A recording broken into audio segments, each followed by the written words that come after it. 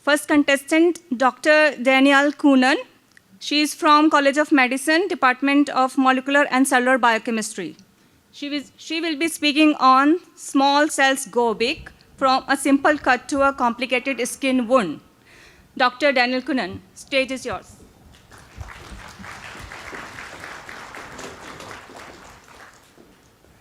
So good morning, everyone, and thank you. So everyone probably recognizes the following situation. You're preparing a meal and you're cutting up some food, some meat and vegetables, but instead of the food, your knife actually hits your finger and you start bleeding.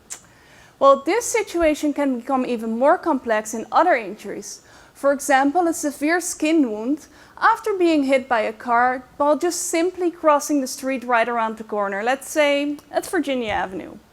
Well, luckily, our body has some robust repair mechanisms that can quickly act to stop the bleeding and seal the wound. And whether it's just a simple cut or a more complicated skin wound, key players herein are cells called platelets. And you might be thinking, what are these platelets? Well, platelets are, you can think of them as band-aids. So they might be small in size, but they're actually pretty big in action. And in healthy people, like hopefully all, at least most of us, these platelets act as a kind of glue or duct tape, and they stick to the outside of the skin to form a protective layer and close the wound. But in sick people, these platelets might not completely adhere, and this protective layer detaches and prevents the wound from healing. And you can compare that to those really cool looking band-aids which you were wearing when you were a child. So they stick at first, but the moment that they get wet because of a shower or a swim, they just easily fall off.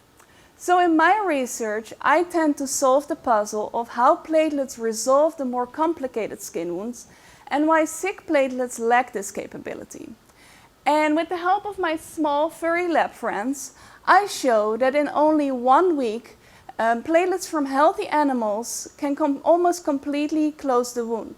But in sick animals, these platelets, at the same time, there's still this really loose protective layer. So we now know what happens in animals with healthy or sick platelets. But why does this happen and how does this happen? So to solve these questions, I can use some really cool technologies to actually zoom in on the wound and light up specific parts. And you might still think, why is this all so important? Well, if we can ensure that also sick people have sticky platelets, then hopefully one day they might be able to stand here and tell their story. Because at least, due to my healthy platelets, I survived. Thank you so much.